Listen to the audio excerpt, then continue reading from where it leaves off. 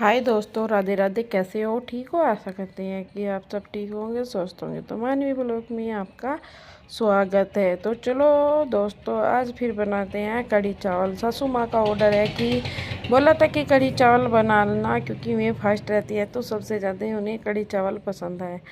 तो मैंने भी सुन लिया कि चलो ठीक है, मैं कढ़ी चावल ही बना देती हूँ। तो चलो, मैंने भी फिर उठाई इलायची को, फ्रिज में रखी थी, तो मैंने फ्रिज में से इलायची को उठा कर लाई और भगोने मेरी ताल ली। तो भगोने में देखो, ये पहले पानी आ गया था, फिर गाढ़ी गाढ़ी बैठ गई थी।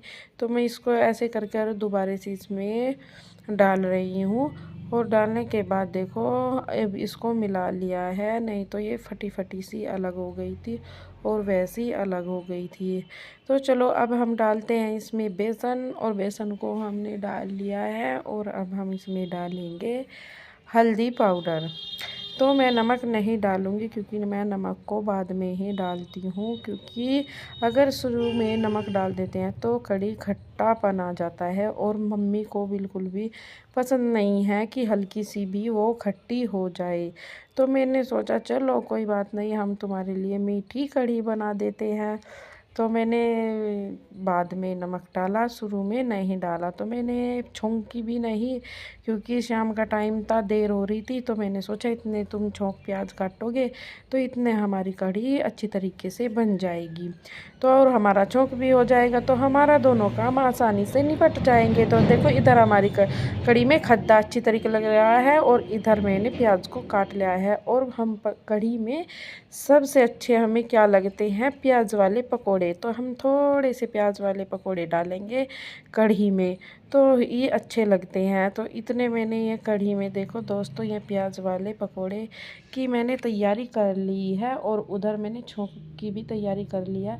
तो मैंने बेसन लिया है, तो मैंने बेसन को प्याज में ही डाल लिया है, और मैं इसमें थोड़ा सा पानी डालकर, देखो मैंने थोड़ा भी नहीं, कुछ ज़्यादा ही पानी डाल दिया है। और पानी डालने के बाद अब मैं इसमें नमक, मिर्च और थोड़ी सी हल्दी पाउडर, ये सारी चीज़ें को डालकर, और मैं इसको अच्छी तरीके से मिलाऊंगी। मैं ज़्यादा टाइट डो नहीं लगाऊंगी, हम ज़्यादा टाइट डो लगा देते हैं तो ये फिर हमारी पकौड़ी बहुत टाइट उतरती हैं। तो इसलिए मैं बहुत पतला सा, हल्का सा पतला रखती हूँ। तो इधर मैंने बना कर रख लिया है, और इधर मैंने कटोरी में अदरक और लहसुन का पेस्ट भी बना कर रखा था। तो इधर मैंने गैस पर चावल रख दिए थे बनने के लिए, और धुल दिए थे। तो दोस्तों देखो, मैं अब इसमें डाल देती हूँ। तो मैं दोस्तों अब इसमें देखो, मैंने डाल दिया है कढ़ाई में तेल। तेल को डालने के बाद अब मैं इसमें सारे पकोड़े को डाल देती हूँ। धीरे धीरे से इसी तरीके से मैं पकोड़े डालूँगी। अगर आप ये प्याज वाले पकोड़े वैसे भी खाते हो तो इतने टेस्टी लगते हैं, बहुत टेस्टी। भाई मुझे तो इनके बिना कढ़ी में बिल्कुल भी स्वाद नहीं आता, क्योंकि अगर प्याज होता है तो ही अच्छा होता है। एक बार आप भी ट्राई करना, ज़्यादा प्याज वाले पकोड़ों को डालकर कढ़ी में देखना। और हरी मिर्च भी, मेरे पास एक की बार हरी मिर्च नहीं थी तो मैंने मन नहीं डाली। तो कोई बात नहीं, तो आपके पास होगी तो आप भी डालना, और डालकर ये खा के देखना कि कढ़ी में अलग ही चार चांद लग जाते हैं। तो दोस्तों इसलिए मैंने इसी तरीके से सारे पकोड़ों को इसमें डाल लिया है, बाई वन बाई कर डालने के बाद। और देखो, अब मैं इसको चमचे से इस तरीके से करूँगी। और कि देखो, पतला था फिर भी ये हमारा इतना चिपका नहीं, और ये हमारे आसानी से देखो उतर जाएंगे। इतने कुरकुरे और इतने अच्छे बनकर तैयार हुए हैं कि आप भी हमारे वास्तव में कि ये पकौड़े बहुत टेस्टी बने हैं। तो देखो दोस्तों, ये अब मैंने सारी को पकौड़ियों को निकाल ली है। इसी तरीके से देखो, पतला था ना तो चम्मच में से गैस पर भी गिर जाता है। तो कोई बात नहीं है, तो मैं बाद में साफ़ कर दूँगी। पहले मैं खाना बना लेती हूँ, क्योंकि मम्मी का फास्ट है तो मैं जल्दी ही बनाऊँगी। और जल्दी भी नहीं, लेट भी हो रहा है। तो फिर इधर हमारा देखो, चावलों में पानी में खद्दा लग गया है। तो दोस्तों मैंने चावल को डाल दिए हैं, और चावल डालने के बाद अब मैं इसको ढक कर रख देती हूँ। वैसे चलाते हैं पर मैंने नहीं चलाए, तो कोई बात नहीं।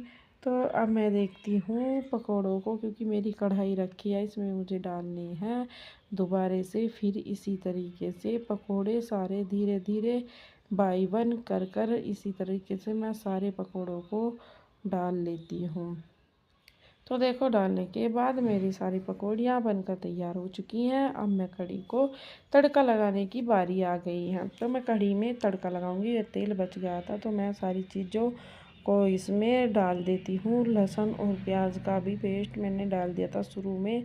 अगर शुरू में हम डालते हैं तो अच्छी खुशबू आती है, नहीं तो बाद में डालते हैं तो कच्चा कच्चा सा रह जाता है, तो इसलिए। और देखो दोस्तों, इधर हमारे चावल भी बनने की तैयारी हो चुकी है। तो देखो हमारे चावल भी बस हो गए हैं। तो देखो दोस्तों, मैंने इसमें थोड़ी सी कसूरी मेथी भी डाल दी है, ज़्यादा नहीं डाली, थोड़ी ही कसूरी मेथी डाली है। और कसूरी मेथी डालने के बाद मैं इसमें थोड़ी सी लाल मिर्च पाउडर डाल देती हूँ, क्योंकि मैंने पहले भी इसमें लाल मिर्च का डाल के रखी थी, तो मैंने वो भी डाल दिया है। और कुटा हुआ धनिया भी डाल दिया है और इसके अच्छी तरीके से चला लेती हूँ। तो देखो देखने में कितना अच्छा लग रहा है। तो मैंने इसमें थोड़ा सा गरम मसाला भी डाल दिया है, क्योंकि उसमें डालती तो गांठें पड़ जाती हैं, तो मैं इसमें ही डाल देती हूँ। तो दोस्तों मैंने इसमें डाल दिया है गरम मसाला। और मैं सोच रही थी कि लाओ थोड़ी थोड़ी इसमें डालो, फिर सोचा नहीं ऐसे नहीं डालती, मैं कपड़े से ही इसमें डाल देती हूँ।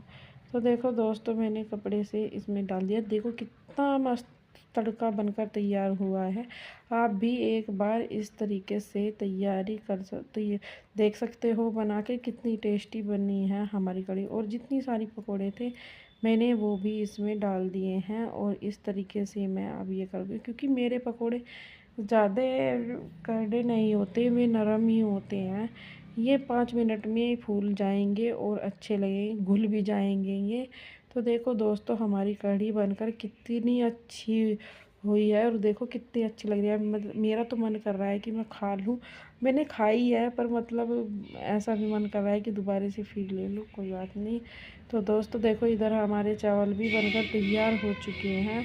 तो देखो कितने खिले खिले और कितने अच्छे चावल बनकर तैयार हुए हैं। तो दोस्तों एक बार आप भी ट्राई करना। कमेंट बॉक्स में हमें बताना कि आप किस तरीके से कढ़ी